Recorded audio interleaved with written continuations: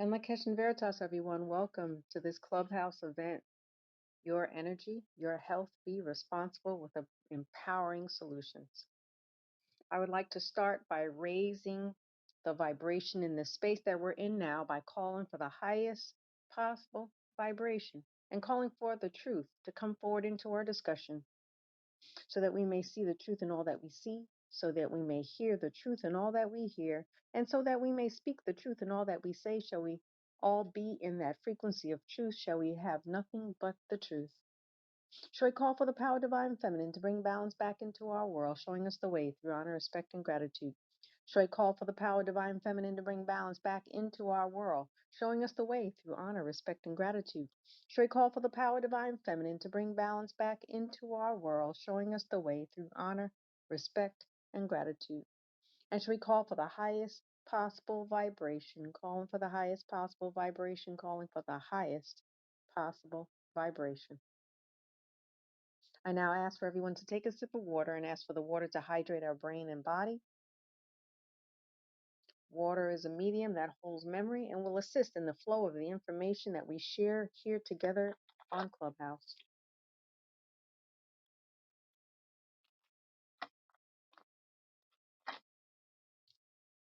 Now let us take a deep breath in, bringing in peace,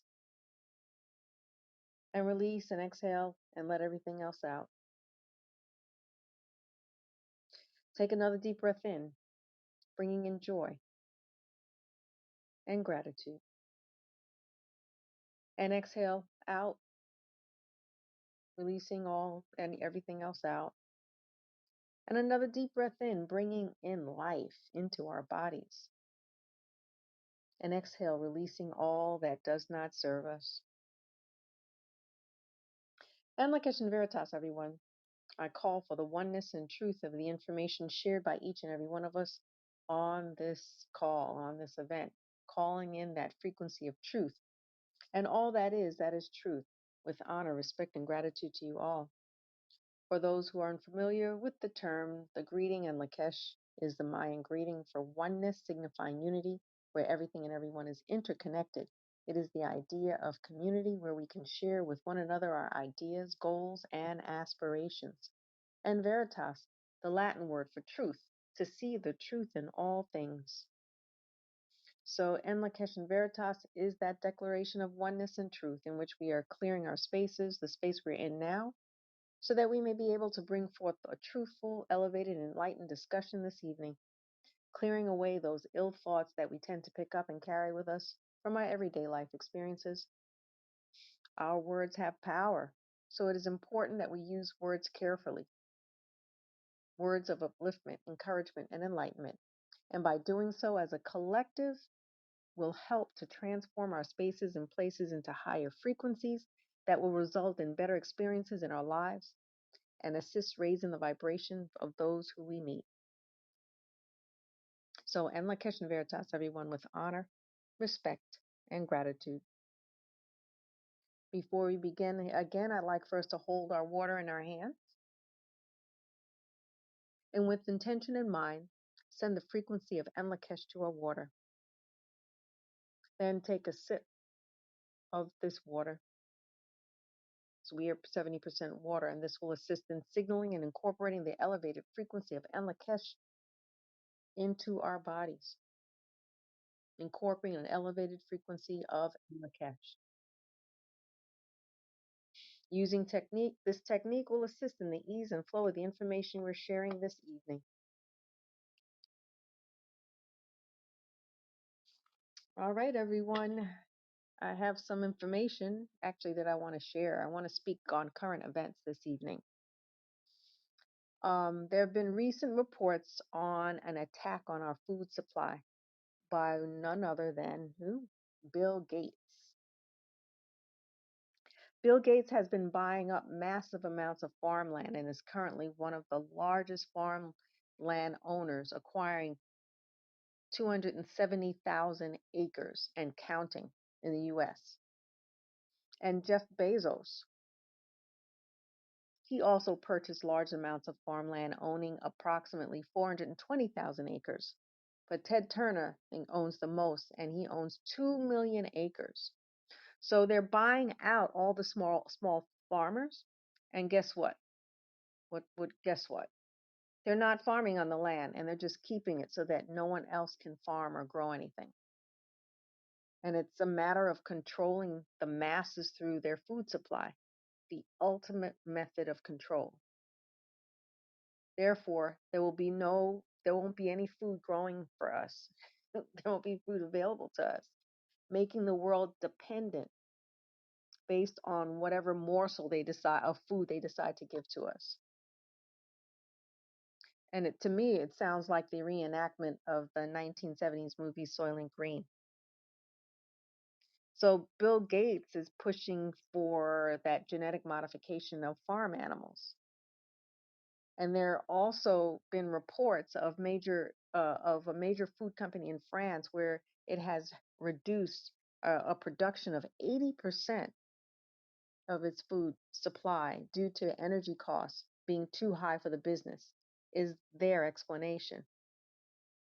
And today in the US, we're seeing massive a shortage of eggs. And I'm actually personally seeing it now because I had a hard time the other day trying to find some brown eggs out here, brown organic eggs. And on a recent talk that Laota gave, there's massive amounts of chickens that are being slaughtered. In an article from PBS News, it reports the bird flu outbreak prompts slaughtering of 1.8 million chickens in Nebraska. And these are bird flu found in egg-laying farms. So they claim that by slaughtering them, this would limit the spread of the disease. And, that alone is going to put the farmers out of business. And according to the U.S. Department of Agriculture, more than 52.3 million birds in 46 states, 52.3 million birds in 46 states, mostly chickens and turkeys on commercial farms, have been slaughtered as part of this year's outbreak. I'm also hearing about reports on a wheat crisis. Although wheat is not in the US is genetically modified and therefore not necessarily good for us, the sprouted wheat is a better option and product for us. And it's something that we could potentially try to grow for ourselves. There are also a report of an increase in the number of fires, burning of food processing plants that is further diminishing our food supply. And there's been a report of at least 1,000 plants burning down over the last year. And then there are also reports and allegations that Bill Gates is behind these fires with an agenda to push the genetically engineered food products. So there's an adulteration of our food. The GMOs, the pesticides are messing with our physiology, and our bodies are not able to handle this food. The little food that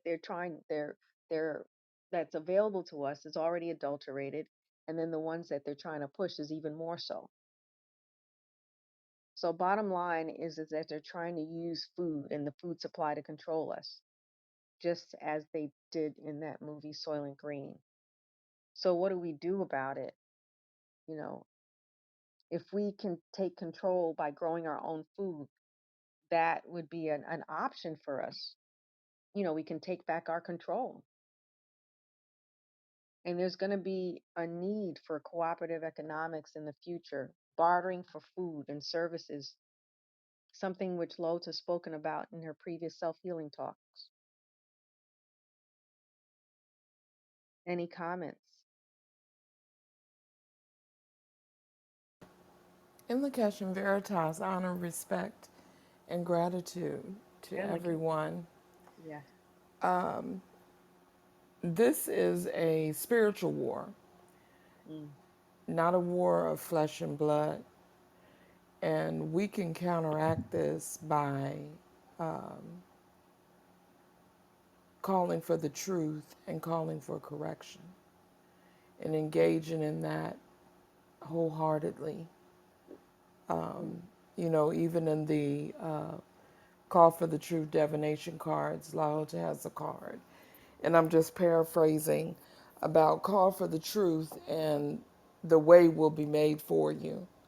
And we know that the call and calling for truth is makes us free, sets us Mm-hmm. free. So if we do this and we engage in it wholeheartedly, Bill Gates and whoever else, Jeff Bezos, Ted Turner, all of them, they don't stand a chance against the truth. Mm-hmm.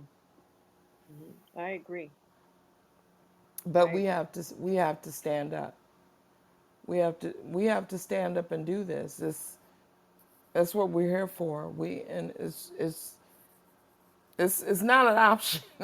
To me, it's not an option. Oh, it is. It's something that has to be done because the people are so dependent upon food, and it's all about what we think. What our bodies are going to respond to, and we're not needing all of the food that we think that we need. Mm-hmm. But we've been, geared to think these things.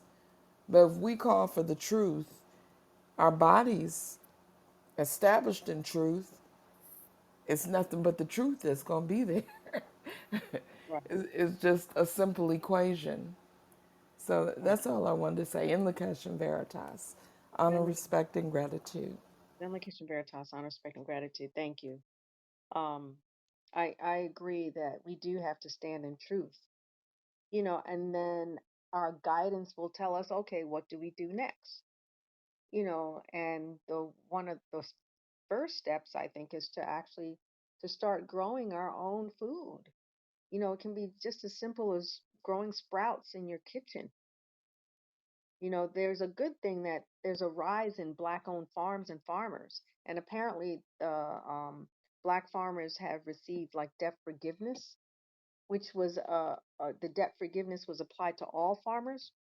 However, even in this setting, the white farmers received supplemental funding and support of approximately $26 billion under the Trump administration in 2020, which black farmers didn't receive. So there is still more work to do in bringing equality into our nation. But needless to say, we need to empower ourselves and start working to save our lives.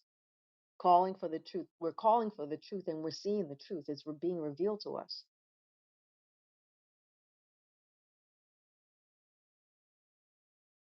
The food that we're being given to, that we're dependent on, is adulterated as well. you know um there was also a article that I read that on the topic of childhood obesity that came up, and it was being addressed by the American Academy of Pediatrics, which is a good thing. But what they stated was that their solution that they came up with was recommending medication and surgery for children rather than addressing the root cause, as addressing the problem. And the root cause is our food, ridding the processing foods, consuming whole foods, foods free of chemicals is what's need to be done. I don't know if they must think that we're not intelligent enough to see this truth. The truth is go to the root cause and change the habits of our children, not give them medication and surgery, something that's more non-invasive. So I wanted to share with you that Diane Serini and I have connected with someone who owns farmland and is trying to restore his land and offering us a space to be able to plant, but in exchange, being able to clear and prepare the land, making it usable so that we can start to grow some food. And we were blessed to meet someone that like that out here, offering to us, offering this land to work on. That's awesome. And he's going to be able to show us techniques and tools on what to do and how to prepare the land so that we can prepare it pesticide and chemical free, showing us how to prepare it naturally. I recently listened to a talk given by Greg Braden, Bruce Lipton, and Lynn McTaggart, and in that talk it described the use Lynn McTaggart described that the use of energy as a means to generate the growth of our food. We as human beings have a lot of power, and a lot of us are just not aware of it. And this information has been suppressed within us. So we're now going to have to start to learn how to access that innate energy so that we can use it to fight for our lives, work the land, work with the consciousness, working with the energy within ourselves and with the food is going to be the key. I'm letting you know that, when we go on there working on that land, we're going to be working with the energy of the land to produce the greatest possible yield. And it's all about our energy and our intention. And it's going to be a win-win situation because we're going to be able to yield, food, and then we're able to then prepare the land, revitalize that land. So I'm real excited about it. So if anyone is out here in Georgia is interested, we can talk to him and he can maybe parcel out some of the land also for you as well. But even if you don't have access to land, just create a mini garden in your home. Start with just sprouting it with a jar. It's real easy. And when you start that process, the universe will step in and bring forward opportunities for you to continue. Signaling the universe, you're signaling the universe that you want to survive and you tend to survive. I know Sarah, now she's participant of a community garden. They're available out here, but you can also create your own in your own home. Just start small and then build. In Location Veritas, respect and gratitude. And the Catch Veritas on respect and gratitude. I'm so happy that you guys are getting access to some. Does it have a water source? Yes. Yes, it does. Wonderful. Yes. Mm.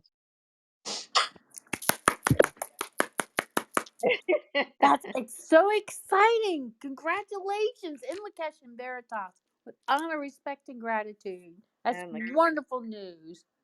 yes. Yeah, and you could do that. You're in Georgia, Anahara. You can start Yes, growing ma'am. some. I will get with you offline to find out where this is and how we can make this happen. Thank you very much. Okay. Absolutely. Absolutely. Anybody else have any comments? I think we just need to take some action to start growing. Take take it into our own hands.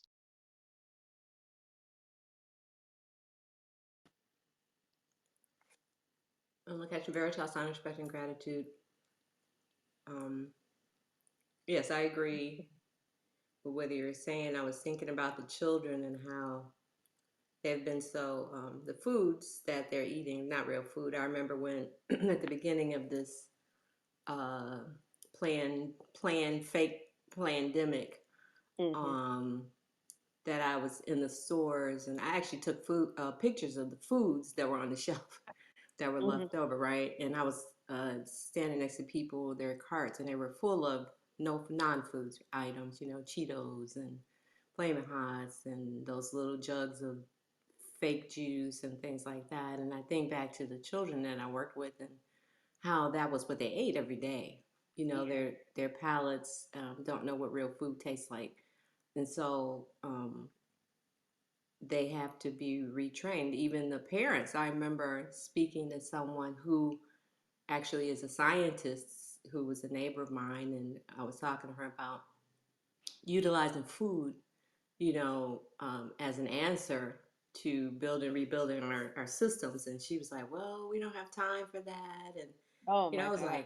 I was like, this is an adult who eats, you know, good foods, and she was just saying, how do we have time to do that? And so it's like we're conditioned. We have been conditioned to think that that's not a thing. Most people don't even know how to cook. Many the this age group, the young ones that I've had experience with, don't understand the whole cooking process. So we can be an example, um, just by the small little, a small little garden and inviting people to join in, to share, in growing. Even when I would have food at schools, the children would ask me what I was eating because they weren't familiar with food, real food. They're like, "What Uh-huh. is that? Can I have some of that?" And things like, and so I told them and things like that.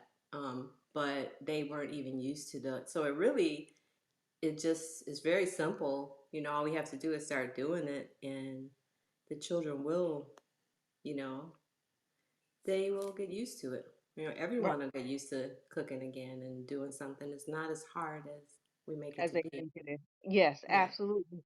I remember my son had an activity at school, and they had to, the parents had to bring some sort of a snack or food, and what I did was I brought kale chips. So dried the kale, baked it, and brought that in. And my son, he was like, "Oh, you got it." And when I did bring it in, the mothers were so thrilled with it. I don't know about the kids, but the kids ate it. They had it. They ate it. You just give them a chance. They'll embrace it. Yeah, I used to bring healthy. I was thinking about that for my children's birthday. They were Hmm. the end of the year, and I would always bring healthy options. Like fruits and veggie. Like the veggie chips. Uh-huh. They're healthier than what they were getting used to. Cupcakes and stuff. I didn't bring that kind of thing, and they would always like want more. Hmm. Hmm. And they were like, "Oh, can I have some more of that?" Because my children would be like, "Mom, they're not gonna eat that." And they were used to eating it, but they did eat it and they wanted more. Right. Right. You got to give them a chance. Don't give the children the benefit of the doubt. It's just because they were not exposed to it, and eventually they'll adapt. It took a while for my kids to, it didn't take actually that long, but it took a while for my son to shift into a gluten-free diet. But both of them are gluten-free today, and they know the benefit of that, and they're healthy, and they would not, and they now know how to make basically, a smarter food choices because they know how it makes them feel. So it's just a matter of educating them. So first step, growing. Yes, Stacy, I see you. Go ahead and talk. In the Kesha I'm the Kitchen Veritas. Veritas with honor, respect, and gratitude. And the Kitchen Veritas. I'm expecting gratitude. It's so funny to see progression of everything. I recall having the pleasure of working with Serenia, and I remember one day vividly, she was like, "Oh, try these sprouts. Like, do you want to try these sprouts?" And I just looked at her like, "What is that? No, I do not want to try that." But now it's probably about 4 years later, and now we're growing sprouts. Sprouts is a daily part of my, eating, and Hmm. just gratitude. So, Melody encouraged me to come on and speak about how we're growing sprouts and how we're Oh, starting cool. microgreens Thank you, Melody. and I'm how the we're Kitchen Veritas. starting to make a garden. It's You make, amazing. you make, oh, wow. So, the So idea, encouraging. So so encouraging to hear her. Go ahead. Oh, absolutely. She is the driving force. So the idea of children and how they, once they are given the information and given the opportunity, how they step into it, Hmm. they encourage me like, "Mommy, we need to water the sprouts. We need to rinse the sprouts." And even though she still, is a little hesitant to try it, she still loves the process and being in community with the sprouts. Like, she is thrilled to give them Inlakesh and Veritas. Even Mia, who's 2 now, I was telling them when they had dinner, like, make sure you give everything Inlakesh. I encourage you to give everything Inlakesh. And she went every single, thank Inlakesh and Veritas oranges, Inlakesh and Veritas fruit, Inlakesh. And it was just so automatic. So seeing the contrast of how Melody was introduced to it a little later in life, but Mia is just taking it and just, it's a part of who she is. Even Miles, um, and they still, struggle with finding balance with what's food. And we have the conversation in school all the time about, is this the truth for your body? Is that giving you is that helping you to be the truth? And they can identify if it's not, but they still, unfortunately, sugar still calls to them. So we're still working on getting them past that temptation or that addiction. But the fact that they can identify that it's not good for their body is a great big step for them. But Hmm. yeah, we are all our scraps. Let's see if we can grow this. Let's see if we can speak to it and have it come to life. And today I was just looking at the sprouts and looking at the micro, so beautiful to see, like they start from a seed and become such a big part of our bodies. Like the connectedness of all of it is just so amazing, and it just really makes you step into Right, gratitude. So we're going to right, continue to work on our right. side to make sure that we're eating our garden and not just looking at our garden for the kids. But the idea of non-food, it is so prevalent, and it's sad in the sense of us as parents are so we're so naive to the fact, like, oh, we think that everything that's presented for our children is food and good for them, while that's not the case majority of the time. And we have to But be it's mindful. We have convenient to wake up. also. Oh, Yeah, the it's also convenience gets us convenient. all.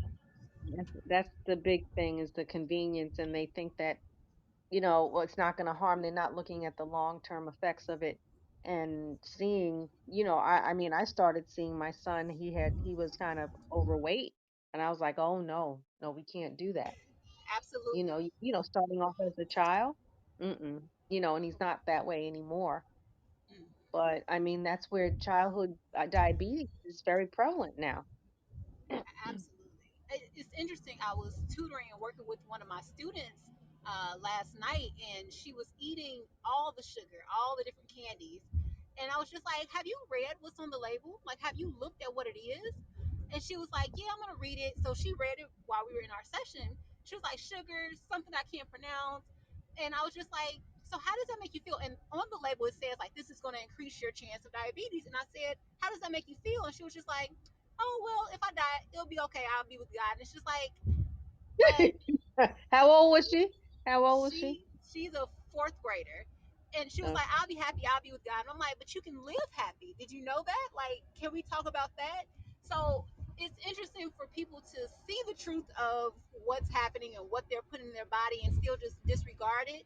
But, So we still yeah, have work to do. As Mal screams, that's him. So I still have plenty of work to do on my end. But that's all. In Lakesh and Veritas with honor, respect, and yeah. gratitude. And my Christian Veritas, honor, respect, and gratitude. Thank you for that story, um, Stacy. I think that people, they say they understand, but they really don't.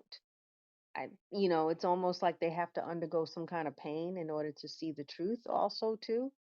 If it's just words, if it doesn't affect them directly, then they will do nothing about it. And so, we'll see, because when this shortage really hits, it's going to really hit home. And thank you for sharing about the how beautiful it is. Sarah is growing microgreens in there, and it's like beautiful. It's like a beautiful garden in there. Are you still doing the hydroponics, or was it hydroponics? You had the growing grower lights. Yeah, I have both hydroponics and like use the trays. But right now, it's in hibernation. Mm. Okay. Well, Okay. probably in the spring, I'll get it started back up. But I wanted to make a comment about Stacy working on the sugar with her because we have an innate drive to eat sweet, to seek sugar Wait, you because mean as our melanation? You're saying as from that? being Let's as say that you broke up as melanated beings. as a human being, and Oh, actually as they've done studies on monkeys. Monkeys do the same behavior. They'll go looking for fruit, and they'll also look for fermented fruit, which humans will also do. So I found in coaching parents in the past on how to, deal with the kids with sugar. It's like the little girl that she was talking about fourth graders, sometimes they have weaned off of sugar, um, like using other things that are sweet that are detrimental. And then for just realize that people are always going to seek sugar, but if you teach them, like it sounds like Stacy's teaching them the detriment of the sugar, because like the people that the adults that I've coached, um, they've taught their kids like giving them articles if they could read, or teaching them like what diseases result Hmm. exposure to sugar, to processed sugar. You know So what I wonder if you can name someone that they know that has a specific disease that's related to yeah, that, maybe make it more real for them. well, Stacy's a teacher, so I'm sure she's gonna come up with a strategy that works for young. Yeah, so I just wanted to make that Yeah, understood. yeah, thank you. Thank And, you.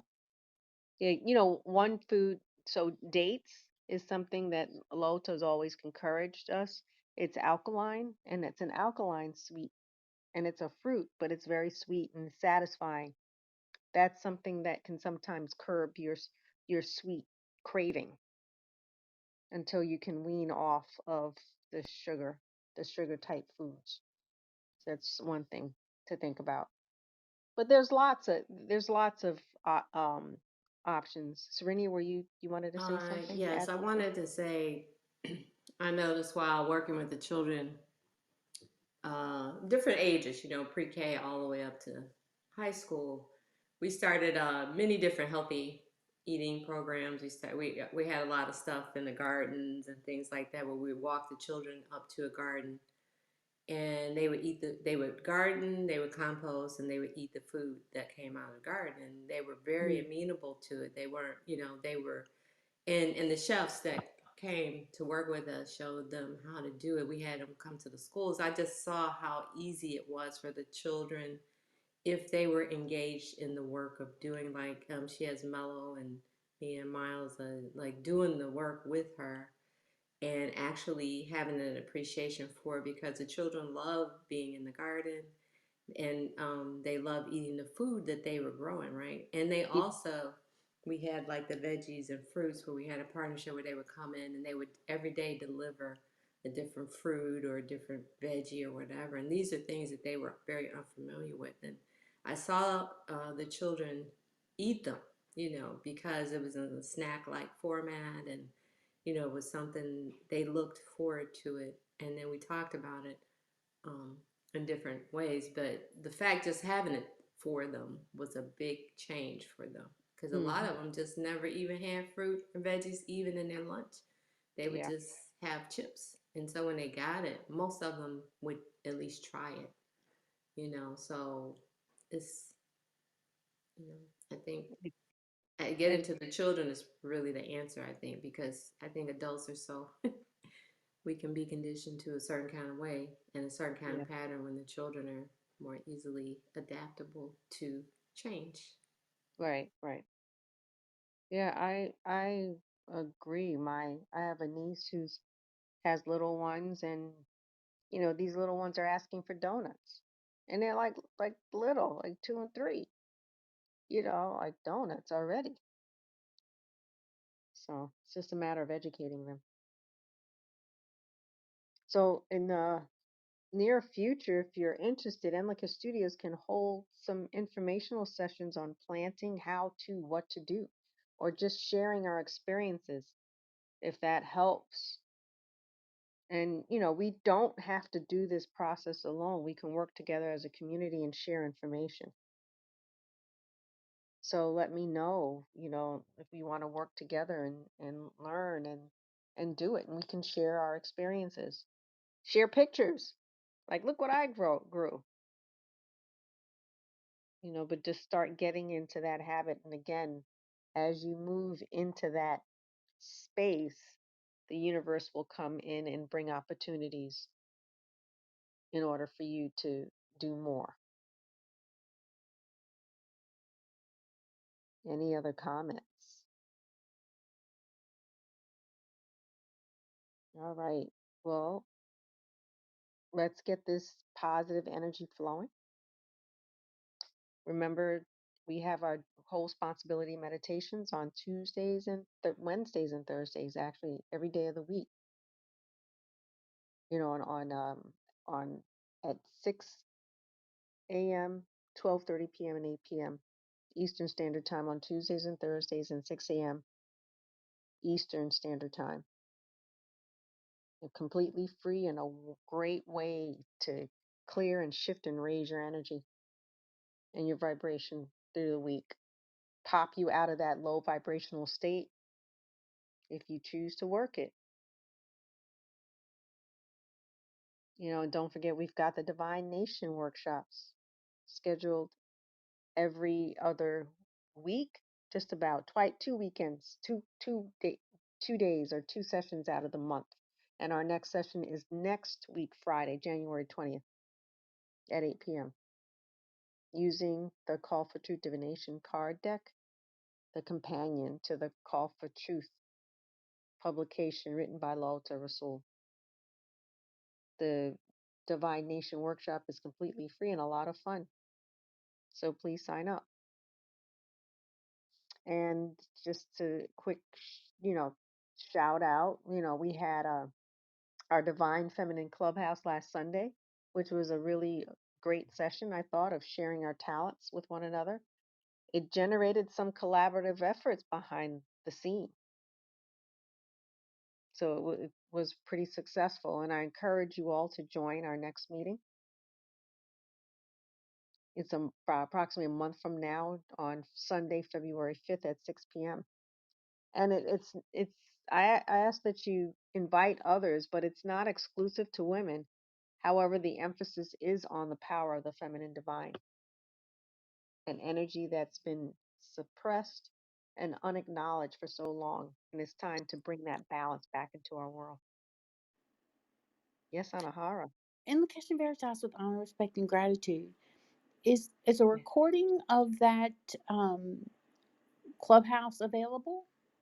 Yes, I'm gonna actually what I was planning to do, because more of a like a networking type of a clubhouse. I'm not necessarily gonna post it on YouTube, but I'm gonna give access to people to it. But you can actually go on Clubhouse directly and look for the recordings, the previous recording, Okay, or wonderful. actually, or you can go on my website.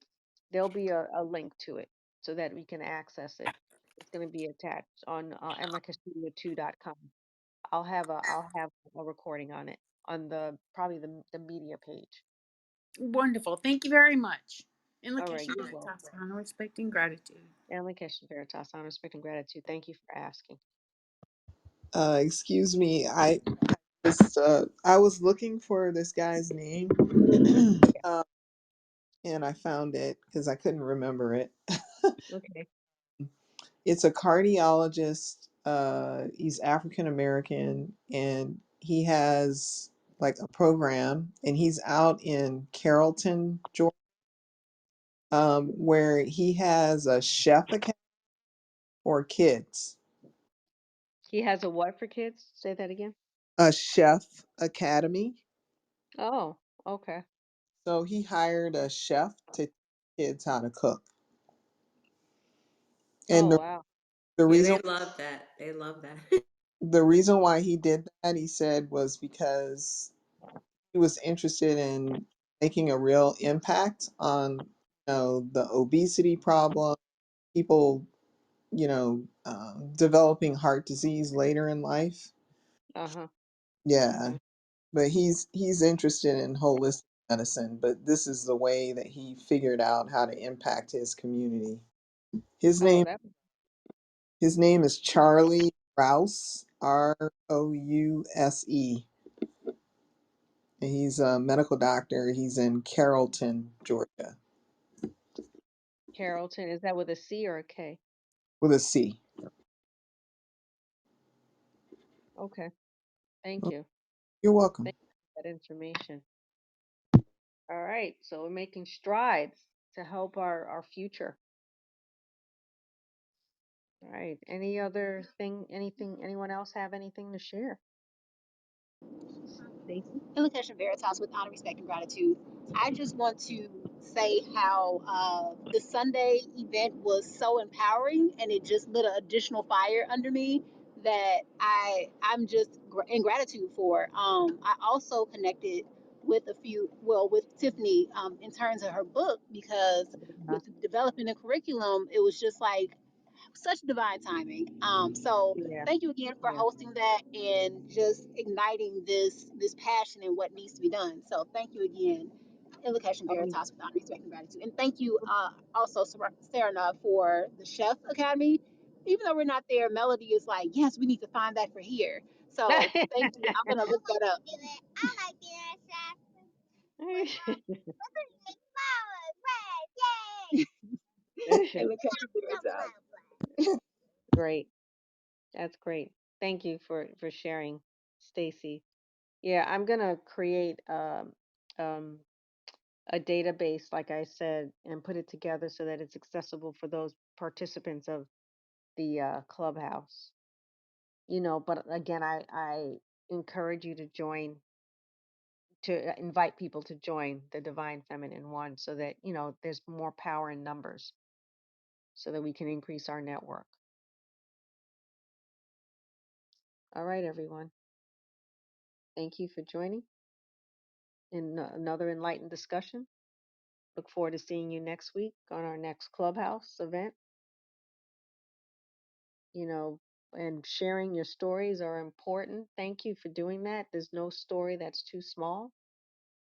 It is the elevated energy that we're working with. So, and remember, knowledge is power, and taking action from this knowledge is true power. With honor, respect, and gratitude, and Lakesh and Veritas.